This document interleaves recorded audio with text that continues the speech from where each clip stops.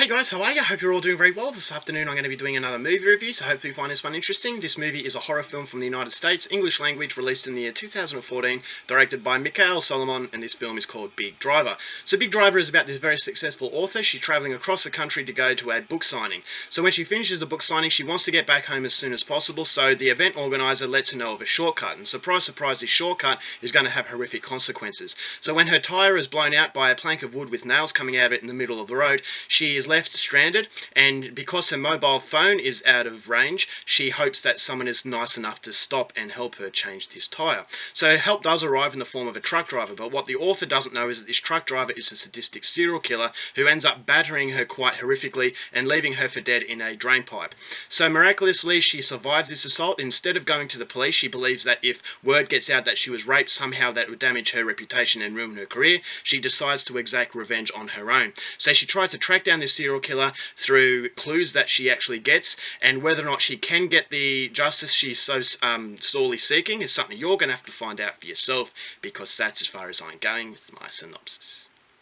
Now my thoughts on Big Driver. The biggest drawcard to this film was the fact that it's a Stephen King adaptation. Now if you are a fan of Stephen King adaptations, I think you're really going to like the way that Big Driver feels. Now this is a made-for-TV film, and I think the made-for-TV element to this movie actually makes it as interesting as it is, because it took me down a trip down memory lane. It took me back to the days where I was still my older brother's VHSs of It, Needful Things, Graveyard Shift, and a whole host of Stephen King adaptations that made me a fan of Stephen King in the first place. So this feels like a modern love letter to those films, and I think the television sort of aspect that this movie has actually makes it a very distinct Stephen King sort of experience. And so that usually a made-for-TV film actually suffers because of the fact it is a made-for-TV film, but I think in this case it actually understands what it is to be a Stephen King adaptation. Now this is a story that I haven't read, so I was actually intrigued to see what this was going to be like, and I will say, for a TV film, this is incredibly brutal. This is a very graphic and a very hard film to watch in places, and I think it was very necessary in actually giving the mentality of a rape victim. This is a woman who was very quirky. The whole film has a very quirky style to it. The movie has a dark sense of humour to it as well, which actually makes it that Stephen King adaptation. In that Stephen King adaptations, a lot of these films are very dark, but that does have this quirky style of humour that actually elevates it and actually makes it feel a very uncomfortable experience. And so Big Driver does have that very dark humour to it. It's actually a very good script, and it gives you the insight into a damaged soul. And this is a commentary on how the law actually fails these rape victims. And a lot of these other films, like I Spin You in a Grave, it does show you how tragic it is, because you've got these innocent women who are supposed to be protected by the ones that we actually put our faith in, but when they fail, it's up to this person to exact revenge on their own. So it gives you that therapeutic violence, and the therapeutic violence is present in Big Driver. This is a very violent film. It's a very hard film to watch, and as I said, it does elevate itself above a made-for-TV film in the balls that it's actually showing. So don't let the made-for-TV feel that this film has prevent you from actually watching this film, because there are elements in it that actually make it a much more ballsy type of film than you would get with a lot of other made-for-TV films. So I thought Maria Bello, who plays the main character, was incredibly intriguing. This is an author, and I thought that her really quirky sense of humour actually elevates this character to make a character that you actually care about. You actually feel as though this is a strongly likeable character. She's always willing to talk to anybody. She's actually making jokes. And so it does give you that sense that this woman has been put through hell. This serial killer has damaged her soul, and she's actually starting to lose what actually made her happy in the first place. And that gives you that sense of tragedy. That gives you the respect that is actually showing a rape victim.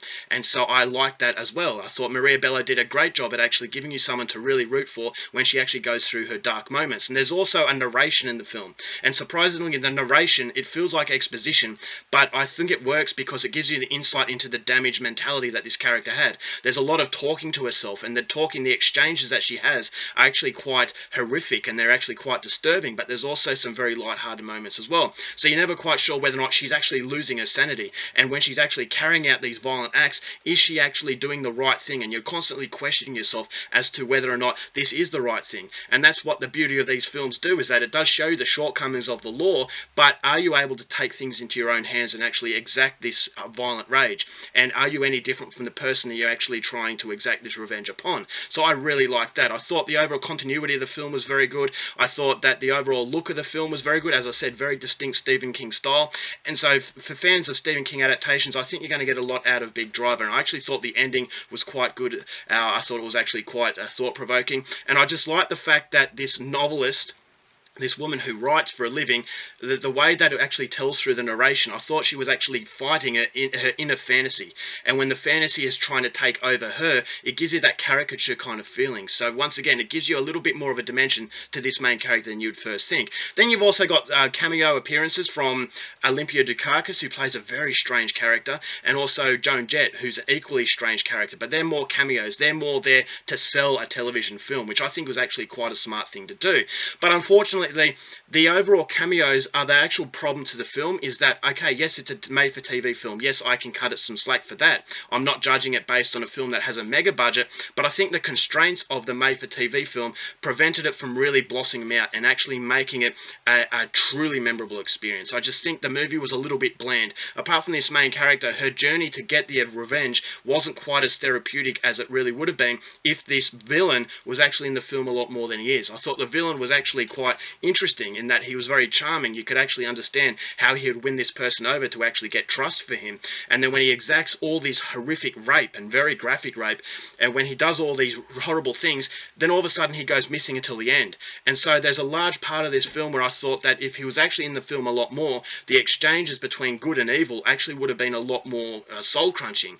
But because you get a long period of the film where he's not really in it, I was left a little bit frustrated because I wanted to know more about this villain. I thought the villain was a little bit too, it was very 2D cardboard cutout, and he really didn't compliment this main character when she was going through her things. And so I thought that the budget constraints and the made-for-TV film was kind of an excuse for not allowing this film to blossom out. Yes, it does show balls in its violence, but I didn't think it showed balls in its actual just blossoming out this film. And so it felt like a child who was capable of A grades, but not willing to do the homework. It's a lazy sort of person, and it's definitely an underachiever. So although the movie does have a lot of elements that actually makes it very interesting, I couldn't help but feel a little bit disappointment because I felt as though this had the capabilities of being an absolutely fantastic experience. But as I said, if you are a fan of Stephen King adaptations, definitely go out there and see Big Driver, and as a result of that, I'm going to give this film 3 stars. Alright guys, that's it for my review. Hope you enjoyed it. Till next time, keep watching movies. I'll see you later.